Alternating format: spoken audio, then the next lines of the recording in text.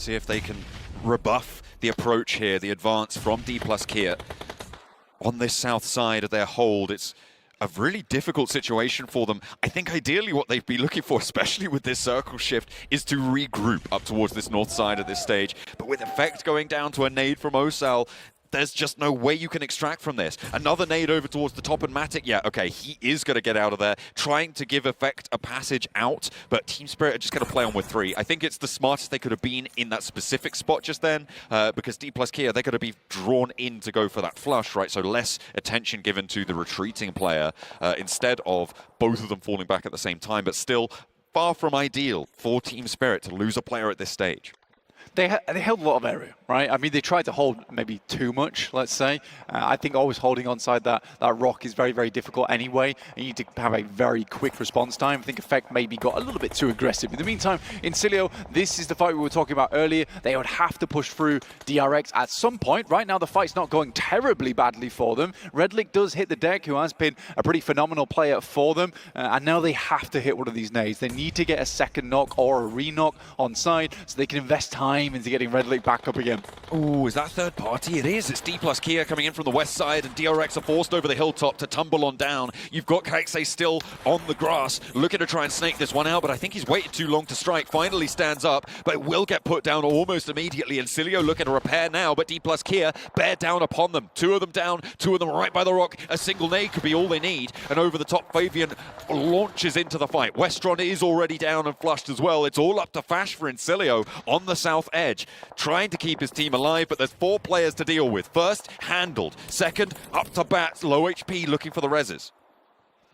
D+, an interesting approach from them, honestly. The fact that they were able to get back into this one, move down the hill, lovely stuff. Fash, though, an extremely strong player coming through from Incilio, making it work somehow, and suddenly D+ is on the defense. See, this Team Spirit as well, they're rotating back down in to try and third party. We saw this style from them yesterday. Looks like they're trying to re-engage that booster thrust over towards that third-party situation. Instead of finding those knocks, though, they're not quite fully flushing D plus Kia. However, the blue zone may just do the work. Pushing in towards Void Donkey ID, now much more likely for Team Spirit after they've healed up a little bit.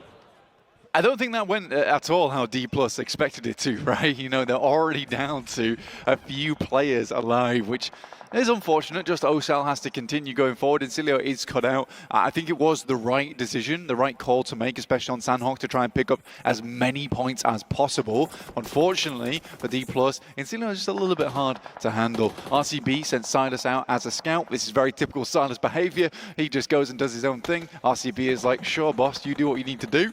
Alpha 7, though, now on that eastern side, attempting to breach on through. RCB has to be very careful. In the meantime, Team Spirit moving over towards Void Donkey ID. The nades are going to have to be phenomenal here.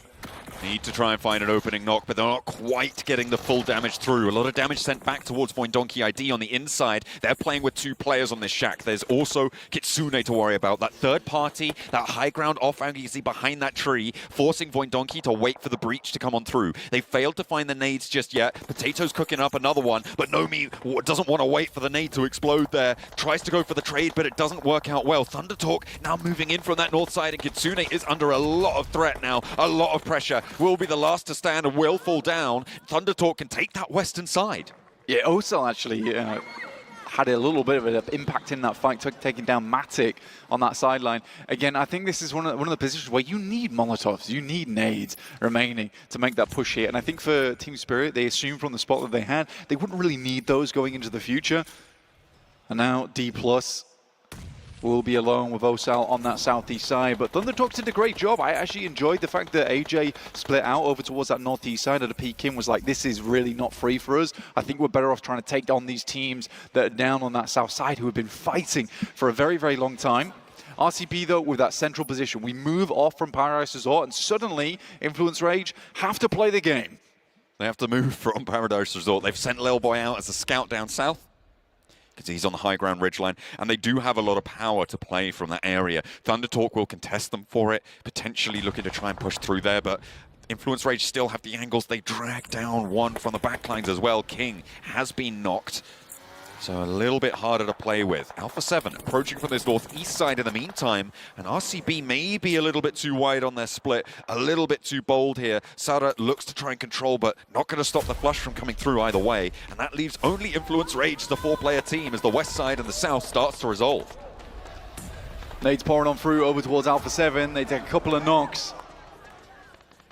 And they're making sure that they are holding this team out. They're outside the blue. RCB, though, they know they need to conclude this fight quickly because obviously there's got to be a team in Paradise Resort who are making their way out, who are healthy as anything. Lovely play from RCB, rolling up with the vehicle, take down Alpha 7. And like I said, they needed to get them out of the circle quickly. That's one way of doing it. There's the Sara push, push, push, and you're going to be rolling out with RCB this time around. Influence Rage, they've lost a player, they've lost Lorazin, but they still have 3 players up on this high ground as well, with 1 player from Thunder Talk beneath them.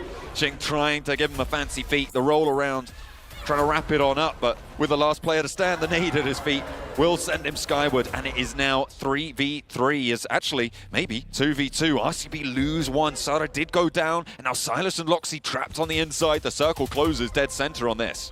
I mean, I think Silas there just forgot to recall Sara back into the Pokeball, apparently. Just left him out inside the blue, and now we'll have to play on as just 2 players and see what they can get done here. They'll need an absolute hyper beam to remove Influence Rage from this high ground. But a 2v3. Lorazin down. Ooh, okay. Silas opens the bidding.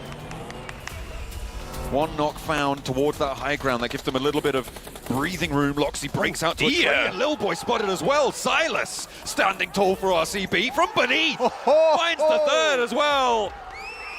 The old-time champ steps up for another performance. GG. That was an unreal play. Silas silences the opposition.